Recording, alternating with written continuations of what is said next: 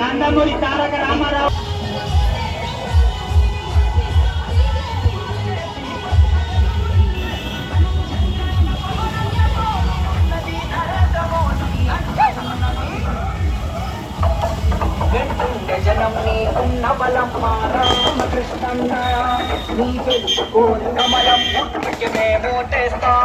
మీ పేరేంటి సార్? మీరు ఎక్కడి నుంచి వస్తున్నారు? ఏంటి చెప్పండి సార్.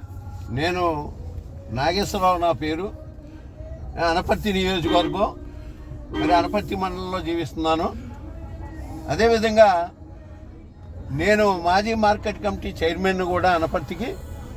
ఇప్పుడు ముఖ్యంగా ఈరోజు రామకృష్ణారెడ్డి గారు, మూలారెడ్డి గారు తనయుడికి, అదేవిధంగా అన్నగారు కుమార్తె పురంధేశ్వరి గారికి కూడా అఖండమైన స్వాగతం ఇస్తున్నారు ప్రజలు.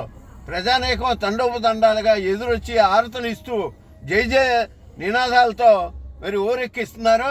నేను గత 66 ఉక్కు ఫ్యాక్టరీ నుంచి కూడా నేను రాజకీయాల్లో ఉన్నాను. అటువంటిది ఎప్పుడూ కూడా ఇటువంటి స్పందన నేను చూడలేదు.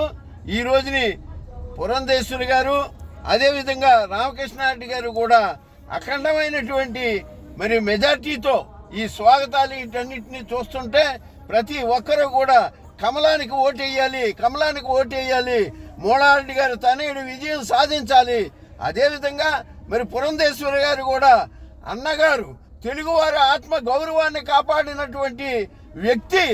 ఆ వ్యక్తిని గౌరవించాలంటే తప్పనిసరిగా మనం పురంధేశ్వరి గారికి కమల గుర్తుపై ఓటేసి నెగ్గించి ఢిల్లీ పంపించాలి. ఆమె మంత్రి అయ్యే అవకాశాలు మెండుగా ఉన్నాయని ఈ సందర్భంగా తెలియజేస్తున్నాను.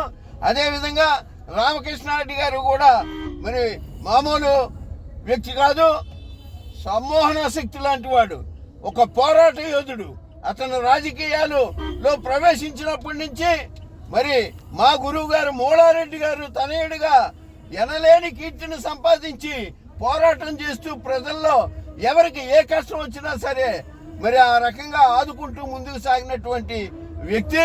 అంచేతే ఆ కుటుంబం యొక్క నీతి నిజాయితీలు 5 సార్లు 4 సార్లు మూలారెడ్డి గారు, ఒకసారి రామకృష్ణారెడ్డి గారు పాలన చేసిన ₹1 కూడా ఏనాడు అవినీతికి పాల్పడకుండా మరి ఎంత ఇదిగా ఈనాడు ఆర్థికంగా ఎన్ని కష్ట సుఖాలు ఉన్నాయో ప్రజలందరికీ తెలుసు. అందుచేతనే ఇటువంటి కుటుంబం